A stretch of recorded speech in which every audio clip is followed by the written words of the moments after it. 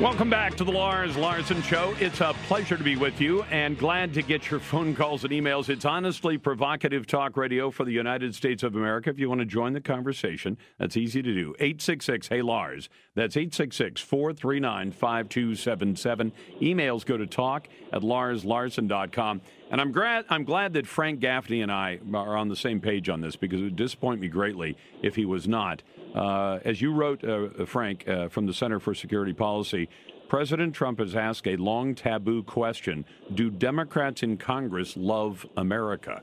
And Frank, in one way or another, we've been having this discussion about Democrats and how they feel about their own country for a long, long time, most particularly right after 9/11, when an awful lot of the Hate America crowd decided that anything bad that happens to this country must happen because we're inherently a bad country. That's not a crowd that I think loves America.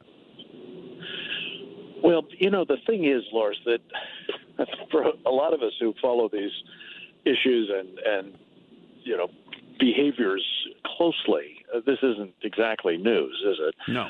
But I think what happened dramatically, and what the president, of course, was responding to, was the behavior of the Democratic caucus, particularly in the House, but more generally in the Congress, during his State of the Union address.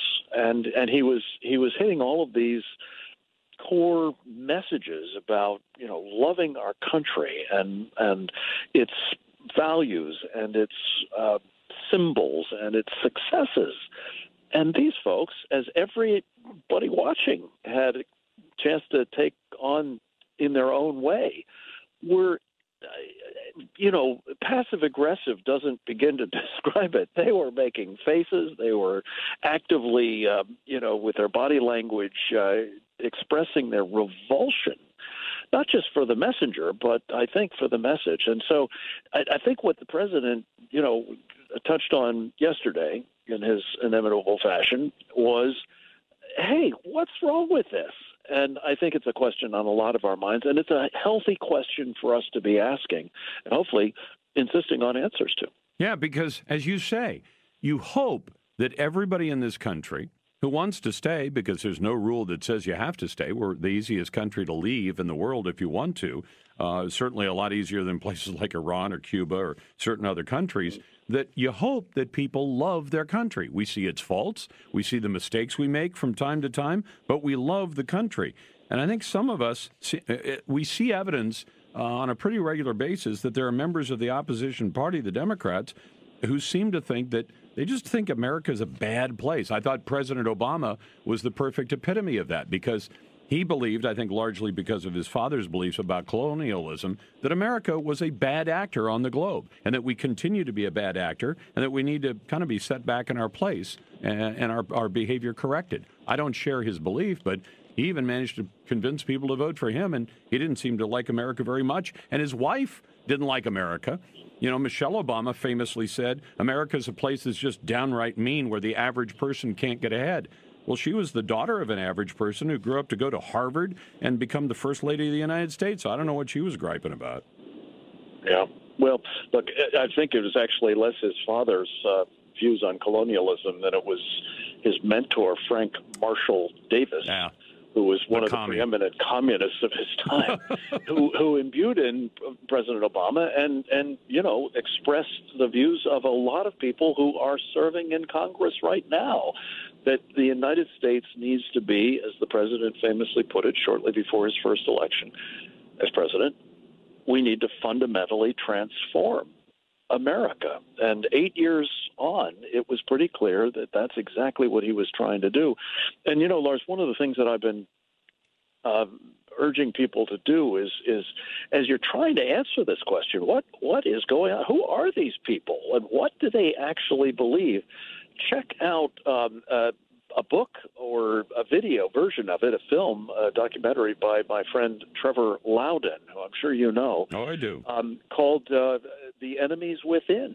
And it's just chilling how many people in Congress, I think it's well over 100, I think they're all Democrats, as far as I know, have long-standing, close, personal ties to, and clearly an affinity for, Well, at best, the social democrats and so-called progressives, and at worst, in some cases, communists and the Muslim Brotherhood even. It's chilling. That's the kind of conversation we need to have and get to the bottom of whether these people do, in fact, want to love our country or so radically transform it that it would be unrecognizable and not the America that we love. I'm talking to Frank Gaffney, who's the founder and president of the Center for Security Policy. I wanted to ask you about modernizing our nuclear capabilities. You've talked about this plenty, and now it appears that the Trump administration is planning to do exactly that. And, of course, this has the heads of snowflakes and liberals spinning. Oh, how dare we go out and have modernized weapons to meet whatever threat we might run into down the road. Yeah, and the countries that are mounting that threat don't much like this idea. The Russians are unhinged about it and feeding into some of this, paroxysms of concern that we're hearing from the left. Look, Lars, this has been a dirty little secret, but for the better part of, 35 years or so, more or less since I left the Pentagon, we've been living off of the investment that Ronald Reagan made in modernizing and ensuring that we had an effective deterrent that was as reliable as we could make it and as safe. And over that long period of time, we've allowed really the obsolescence of that deterrent, and we've allowed these countries like the Chinese and the Russians and even, the North Koreans, for heaven's sake, to have more modern weapons than we have and to pose a real threat to us with them. I think most of us assume somebody is taking care of these things, that adults are running our national security, establishment, and particularly maintaining the most important element of it, arguably our nuclear deterrent.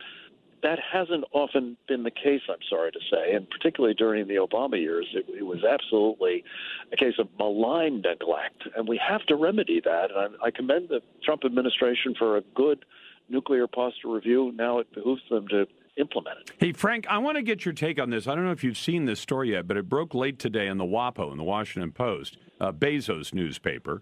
And it says, at Trump's direction, Pentagon is planning a large-scale military parade in Washington, inspired by France's Bastille Day celebration. And I thought, well, I know that we see these kinds of parades in other countries, but is there anything wrong with doing that here and saying, hey, we're proud of our military, let's show it off a little bit, because it's guaranteed to get a lot of attention. And, of course, Donald Trump is helping to put the money in. I know we'd like to see him put more money in, but money in to rebuild our military after 8 years of neglect. What do you think of the idea?